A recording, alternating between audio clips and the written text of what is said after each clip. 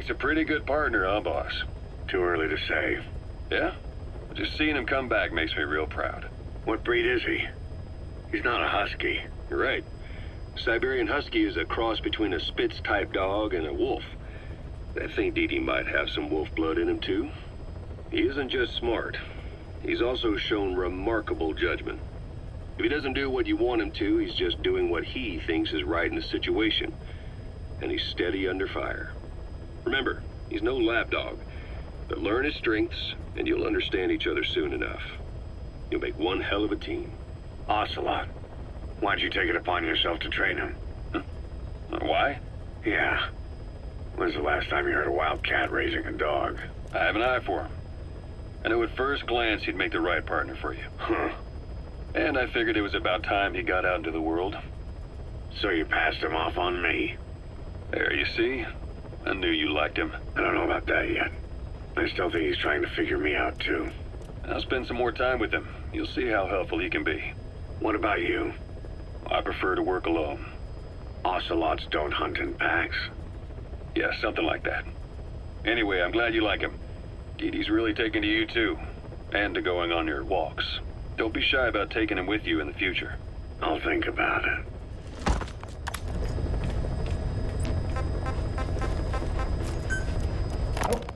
It wasn't just Cypher.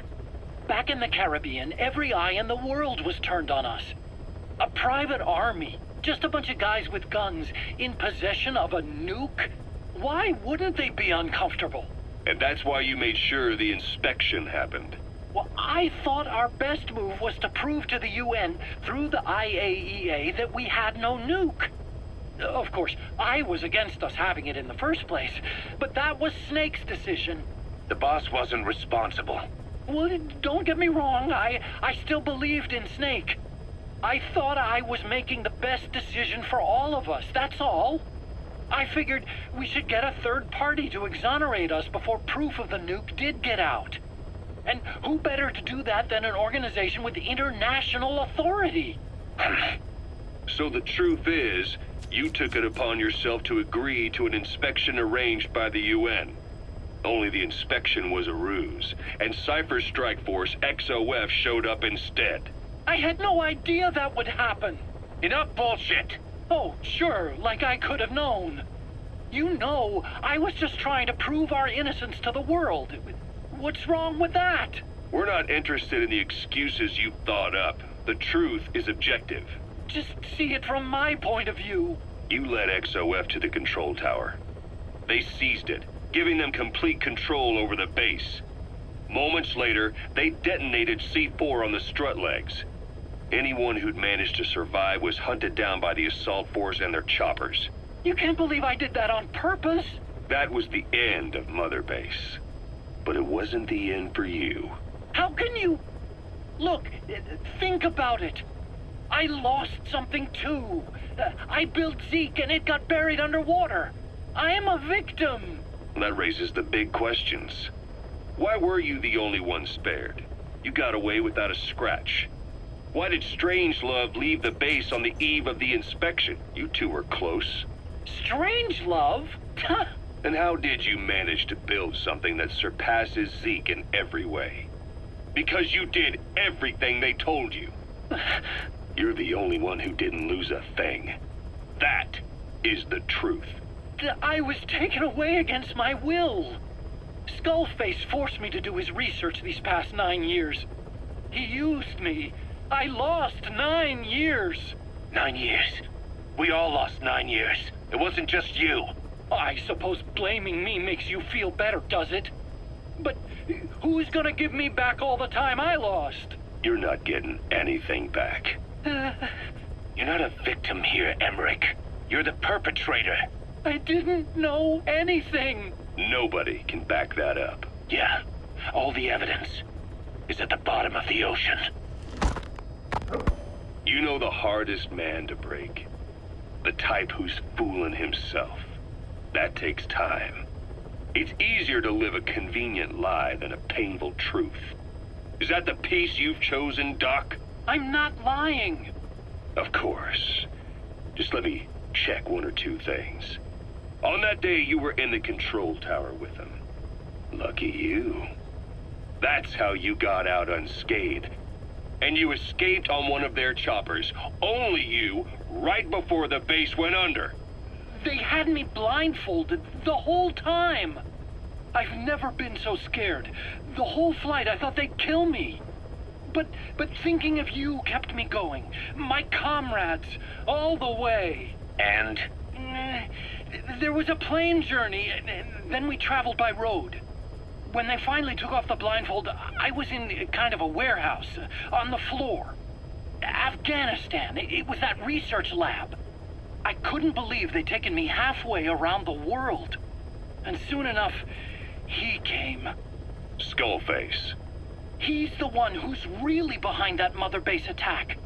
He forced me into that research. What kind of research? He told me to build a bipedal walking tank for the Soviet Union. Like Peace Walker. A system that could fire an ICBM-class nuclear weapon. That's how the Sahelanthropus project got started. Sahelanthropus. Those AI weapons I'd made in Costa Rica were like toys by comparison. A whole world apart from reptilian four-legged crawling and that ridiculous hunched-over bipedal waddling. My design evolved to the dawn of mankind. Sahelanthropus, the first steps towards humanity. An upright bipedal weapon system. Originally, Sahelanthropus was going to be a manned weapons platform. I designed a cockpit in its head, and I planned to fill it with water as a buffering agent. Like how Paz modified Zeke for human control. Don't compare me to some amateur. I designed it for human control from the beginning. The problem was miniaturizing the posture control AI. You remember the reptile pod? The AI that controlled your unmanned weapons. Attaching it externally makes it vulnerable, so this time I wanted it beneath the armor. Meaning I had to make the AI smaller. I got it down to less than 1/10 the size without any loss in computation speed. But it was still too big for the cockpit. There wasn't enough room for the pilot. If I made the head bigger, its body would have to be bigger to support it. Too big to be practical. In the end, human piloting was taken off the table. I tested a remote control system too, but there was the time lag and I wasn't satisfied with its precision either. Plus, it would be useless if the enemy jammed it. So next, I went back to trying an AI-only system. To do that, I had the AI pods recovered from Nicaragua. This was a hybrid AI, a combination of Peace Walker's reptile and mammal pods. The only AIs that had ever successfully operated an unmanned nuclear weapon system. Really? You'd need some help to get that working. Expert help. Did you work with someone? I worked alone. You did that yourself? Well, that's the thing. The AI didn't pan out in the end either. But I did finally get Sahelanthropus walking by folding over its upper body to lower its center of gravity. The first upright bipedal locomotive weapon system in the history of mankind. I guess technically it falls into the anthropoid ape category. I don't see the benefit of having it stand taller. On terrain with significant differences in elevation like Afghanistan, you need a body that's vertically adaptable. That also lets it attack from long range while using mountain ridges for cover. So, making it walk upright was the most important factor in giving it superior height capability. As the name suggests, that was the whole point of Sahelanthropus. But I was being pushed for results. Having the AI mounted externally would have been the fastest way to get it working. I just needed more data so it could maintain its balance. But Skullface refused to wait. He dismissed the idea of AI control and took Sahelanthropus away from me before I could finish it. But it was walking when it came after you. That's just it. I don't understand how Skullface got it to move upright, without a pilot or an AI. And walking at that speed, too. It's beyond anything I could have imagined. This is like the Wright brothers making it to the moon. I'm just as clueless as you are. So this Sahelanthropus, where is it now? I have no idea. All my experiments took place at that cave. I've never seen it anywhere else. Besides, it's still just an incomplete prototype at this point, and nothing but a paper tiger. Even if it can walk, it's far from being a viable weapons platform. It wouldn't be useful in actual battle. Emmerich will remain here at Mother Base for now, but not as a member of Diamond Dogs. I still don't trust him. That work for you? Fine by me. He can't be allowed any contact with staff either. Yeah. A lot of the guys would love some payback for 9 years ago. We still need him alive. But we have to restrict his movements. He can only go where we tell him. And of course, the interrogations will continue. He worked for that skull bastard for nearly a decade. He still has more to tell us. How long are we gonna press him? If our investigation shows he really had nothing to do with the attack, we'll reconsider his place here. But I don't expect that to happen. Remember that water tank-shaped object in Emmerich's lab in the Soviet base camp? The thing that started talking to you like a possessed answering machine. That was a pod built for housing the AI used to control unmanned weapons. You remember, back in '74 in Costa Rica. It was in those machines you fought there. They were designated Pupa, Chrysalis, Cocoon, and Basilisk, and each of them was fitted with an AI unit called a reptile pod. Emmerich created it. It mainly handled the machine's posture control and autonomous behavior. But the Basilisk, aka Peace Walker, also featured a second AI pod. That one was called the Mammal Pod, and it was created by Dr. Strangelove. She tried to recreate the boss's personality through the Mammal Pod, but you pulled out its memory boards. That's when it transferred its own functions to its reptile pod. Just like a human brain compensating for damage by using the remaining healthy parts. The result was a unique entity, a hybrid of the reptile and the mammal. It sank to the bottom of Lake Nicaragua with Peace Walker. But apparently they salvaged it and transported it to that lab. Don't let it deceive you, Snake. It may sound like the boss, but it has neither a personality nor a will. Like Emmerich says, it's just a machine.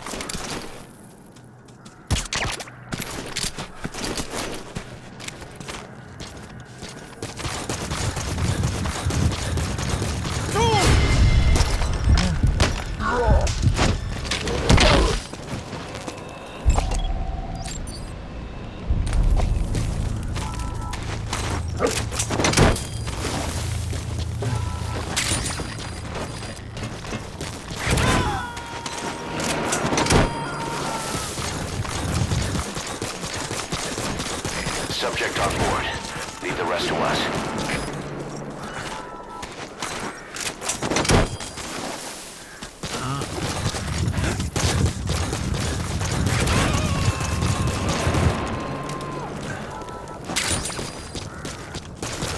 He's coming too. Roger that.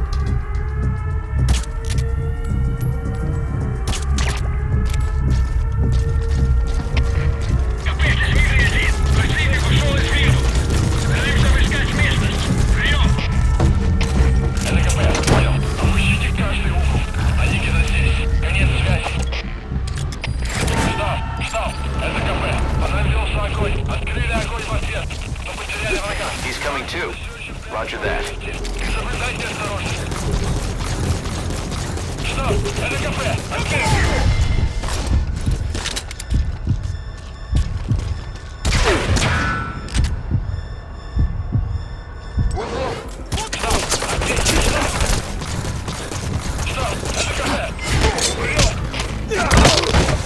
боевым группам, это КП.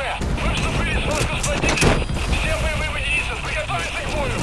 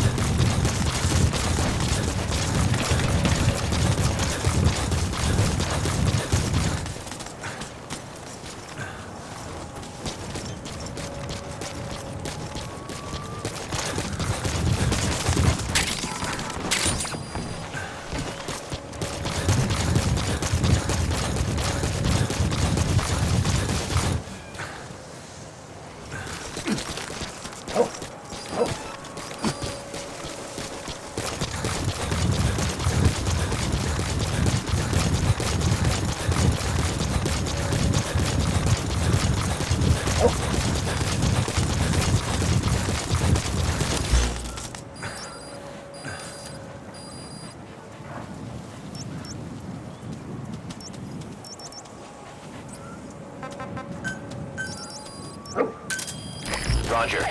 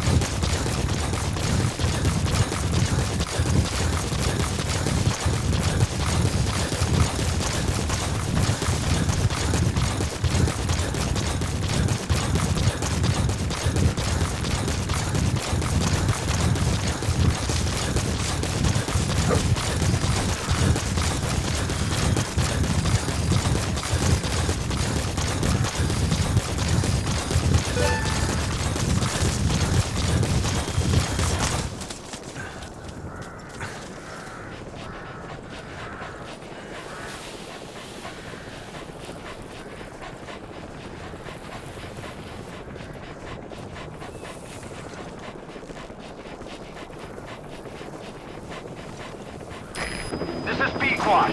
Arriving shortly at LZ.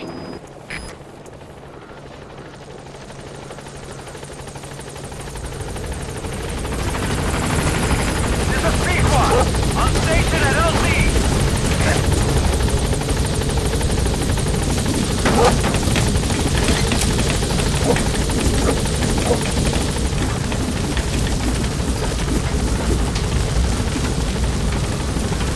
Gaining altitude.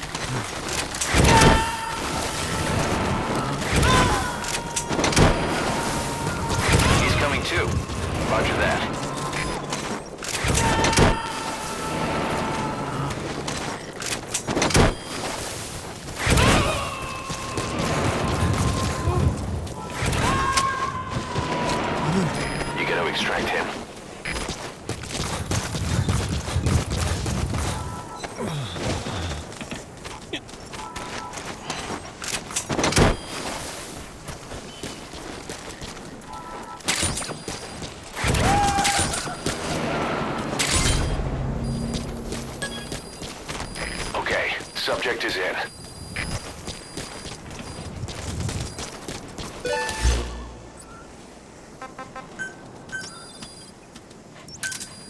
Roger.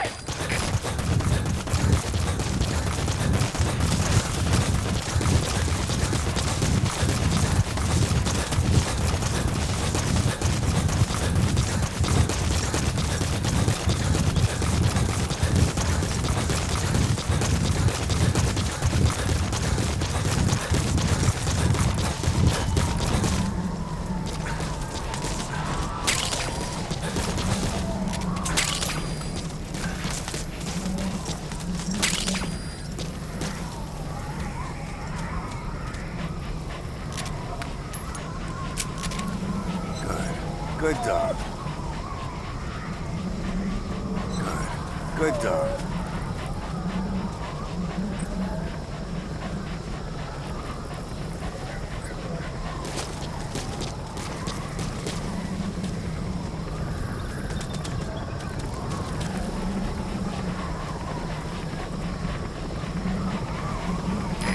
This is B-Quad. Arriving shortly at LZ.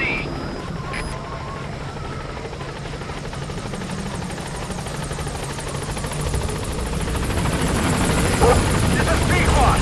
On station at LZ.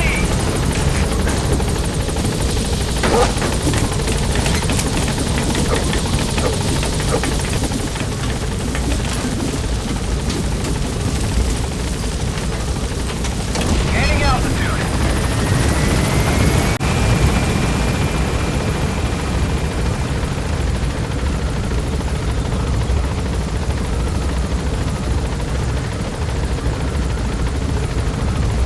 Departing.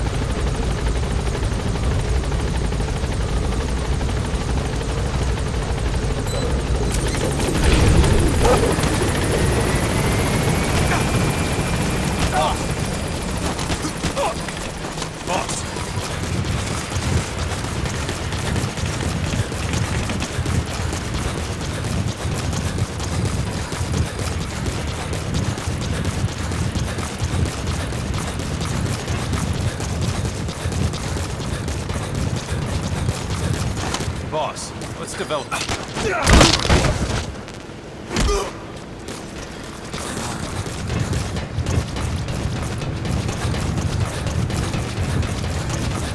Boss, thank you for making it. I look forward to serving you. Thanks.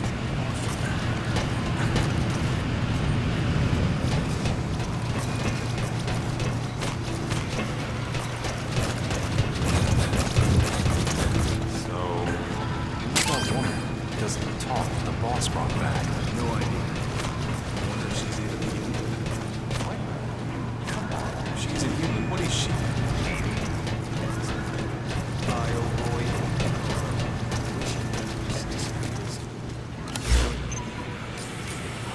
It's probably technology from that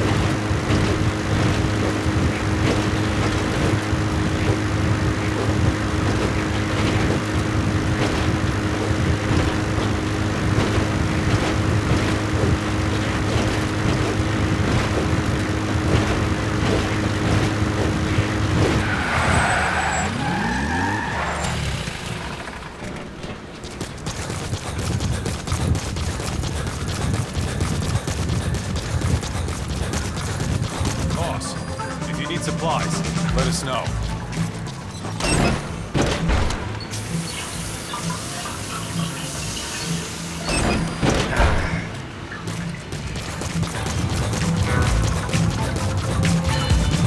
Thank you for taking in those